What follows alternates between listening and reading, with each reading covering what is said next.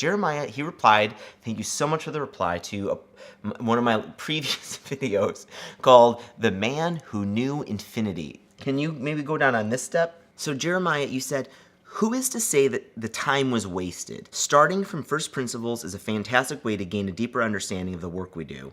Maybe the world could do with more reinventing the wheel instead of grabbing the nearest Ruby gem or node package without understanding how they work. Jeremiah, I totally agree with you. I think maybe I made a confusing point. I think there's a misunderstanding here. People should be working from more first principles. However, the Srinivasa example, I think, is more akin to him living in a forest without any education at all. And so first principles for him were inventing math by himself. If Elon Musk were Srinivasa, Elon Musk would have had to, he would have been given fire and had to understand how to take fire and build SpaceX from fire. Clearly he didn't have to do that. Clearly he had education, he had books, he had resources and people he could learn from. Srinivasa had nothing. Not just one of these developers who just picks up all these Ruby gems and don't know what they do, but not even knowing that Ruby gems even exist. Not knowing Ruby exists and having to invent a operating system, having to invent a programming language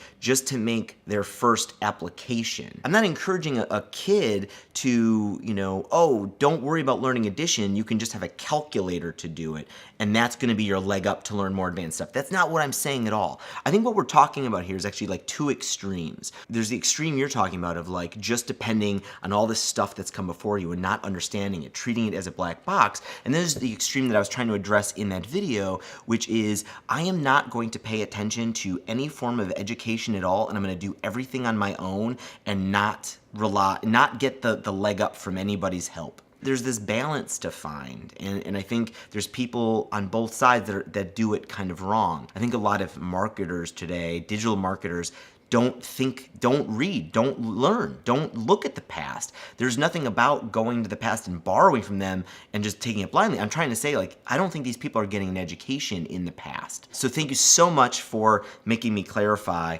But yeah, please don't misunderstand. I'm a huge first principle fan, but I also think people need to kind of go back and not ignore education and the past that what comes from before. And I still stand by. I think Srinivasa could have pushed us much further in advanced math had he not had to basically invent and reinvent a lot of mathematical things that he could have more easily picked up had he had proper mentors and teachers and books. That was a great question, great comment. Thank you so much, Jeremiah.